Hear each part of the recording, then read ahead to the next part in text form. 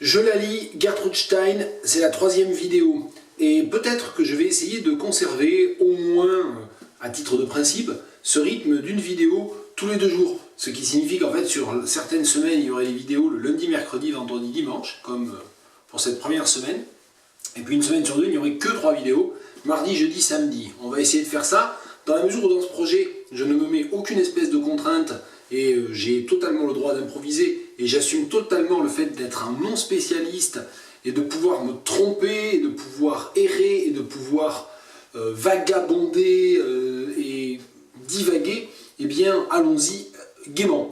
Alors justement, c'est assez intéressant, je dis que je ne suis pas spécialiste, et je l'ai dit dans la vidéo numéro 2, dans laquelle j'ai essayé de répondre à une question qui était par quel livre de Gertrude Stein commencer.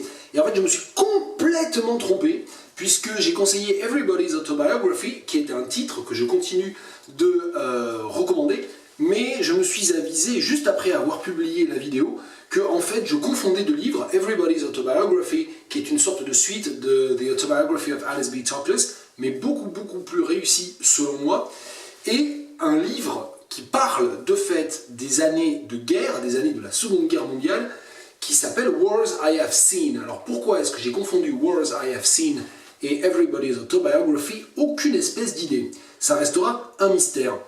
Alors je n'ai pas pu accéder au texte de Wars I Have Seen parce que le livre se trouve dans les magasins de la bibliothèque universitaire et je suis passé en coup de vent à la BU parce que j'avais une grosse journée de travail.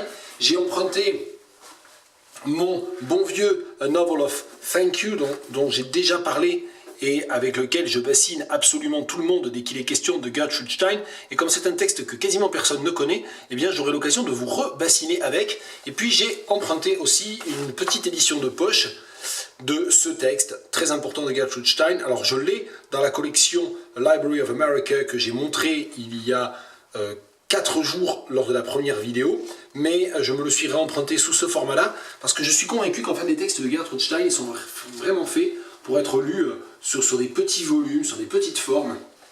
C'est quelque chose que j'aurai l'occasion de relire. Donc pour revenir à ma question, j'ai commencé à relire Ida que j'avais lu il y a un certain temps, on va dire, qui est traduit en français. Ida, c'est traduit, je ne sais pas ce que vaut la traduction, mais voilà, donc j'ai commencé à le relire, et c'était pas mal du tout aussi. C'est un texte qui est un peu une sorte de reprise parodique du modèle des contes, mais évidemment elle fait complètement déraper, elle fait complètement débrayer ce modèle-là, dériver le modèle du conte.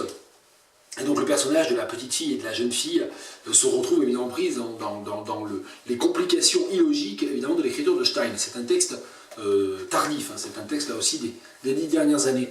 Et alors A Novel of Thank You, comme j'en ai parlé, comme j'en ai plusieurs fois parlé, eh bien, ce que je n'ai peut-être pas dit assez clairement, c'est que A Novel of Thank You, je n'en possède pas d'exemplaire à moi, et que la première fois que je l'ai lu, c'était bien justement sous cette forme-là, dans cette édition-là. On a tous les livres de cette collection-là à la BU.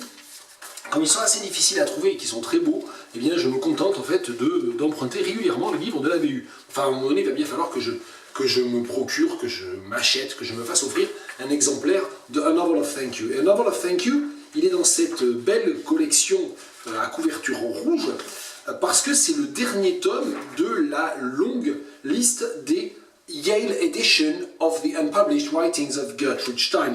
Et c'était Carl Van Vechten, qui était l'exécuteur testamentaire pour toutes les affaires artistiques et littéraires de Gertrude Stein, qui, avec l'université de Yale, a publié, à raison d'un volume par an au cours des années 50, pas moins de 9 ouvrages qui étaient des inédits, des textes posthumes, qui étaient restés inédits du vivant de Gertrude Stein. Et il y a notamment ce A Novel of Thank You, dont la rédaction date des années 1925-1926, donc 20 ans avant la mort de Gertrude Stein, et qui est un texte absolument bouleversant, ébouriffant, dont moi je ne suis pas du tout sorti indemne quand je l'ai lu il y a une quinzaine d'années, et voilà, et dont d'ailleurs je reparlerai, avec lequel je vous rebassinerai.